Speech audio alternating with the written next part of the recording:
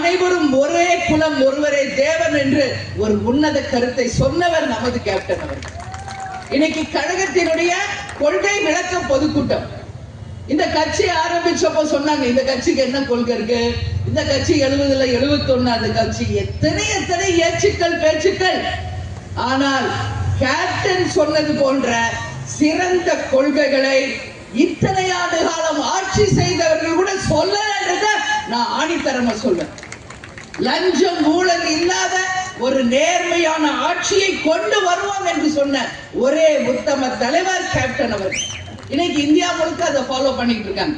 என் தாய்க்குலங்களுக்கு தெரியும், நீங்க எல்லாம் ரேஷன் கடையில கஷ்டப்பட்ட மாணவர்கள் வரைக்கும் இன்னைக்கு ஃபீஸ் கட்ட முடியல, இன்னைக்கு ஹாஸ்டல் ஃபீஸ் பண்ண முடியல, புக் வாங்க முடியல, யூனிஃபார்ம் வாங்க முடியல, எத்தனை எத்தனை பிரச்சனைகளை இன்னைக்கு சந்திக்கிறாங்க.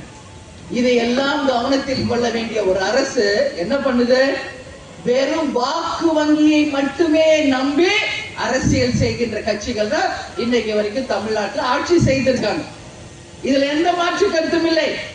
ஓட்டுக்கு காசு கொடுத்து மக்களை ஏமாற்றுவது இல்லையா? ஆண்களாக இருந்தா ஓட்டலும் பீரும் 100 சோறும் போட்டு உங்களை இன்னைக்கு ஏமாத்த வேண்டியது. அதே மாதிரி இன்னைக்கு நம்ம பார்த்தோம்னா பெண்களுக்கு 1000 ரூபாய் மாசத்துக்கு கொடுக்கிறோம் என்று சொல்லி மக்கள் வரி பணத்திலேயே 1000 ரூபாய் கொடுத்து இன்னைக்கு ஒட்டுமொத்த தமிழ்நாட்டை கடனாளி ஆக்கினதுதான் இந்த ஆட்சியின் பெருமை. அந்த 1000 ரூபாய் இன்னைக்கு விற்கிற விலைவாசியில ஒரு வாரத்துக்குள்ளேயே காலி ஆயிடுச்சு. மருத்துவ செலவு, படிப்பு செலவு, விலைவாசி உயர்வு, மளிகை ஜாமான், காய்கறி, இன்னைக்கு எத்தனை எல்லாம் விலைவாசி உயர்வு. அப்ப இந்த 1000 ரூபாய் கொடுக்கிறேன்னு சொல்லி பெண்களை மூளை செலவை செய்து ஏமாற்றி உங்கள் வாக்குகளை பறித்து உங்கள் கணவர்மான் மூலம் டாஸ்மாக் மூலம் அந்த 1000 ரூபாய் மாசத்துல 5000 ரூபாய் இந்த அரசு திரும்ப பெற்றுக் கொண்டிருக்கிறது. இன்னைக்கு தமிழ்நாட்டிலேயே அதிகமான இளம் விதவைகள் இருக்கின்ற ஒரு மாவட்டமாக மிகவும் மனவேதனையோட நான் பதிய வைக்கிறேன். நாமக்கல் மாவட்டம் ரொம்ப ரொம்ப மனவேதனையோட நான் பதிய வைக்கிறேன். ஏன்னா மதுவுக்கு அடிமையானவர்கள் நிச்சயமாக ரொம்ப நாள் வாழ முடியாது. இன்னைக்கு அவங்க மதுவுக்கு அடிமையானதன் காரணமாக இன்னைக்கு அவங்க குடும்பத்தை அடிமையாக்கி விட்டு சென்று விட்டார்கள். அந்த அளவு இன்னைக்கு தெருவுக்கு 10 டாஸ்மாக், கள்ளச்சாராயம், போதை, இன்னைக்கு கஞ்சா, ஆம்ஸ், எத்தனை எத்தனை.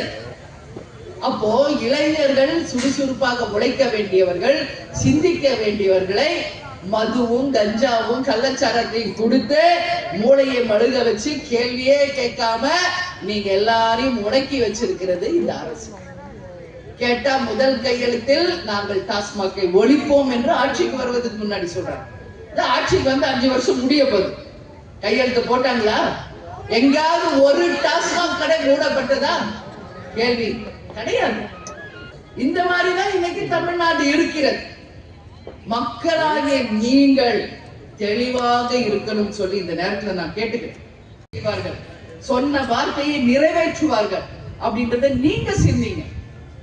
கடவுள் நமக்கு 6 அறிவு படுத்தது நம்மள சிந்திப்பதற்கு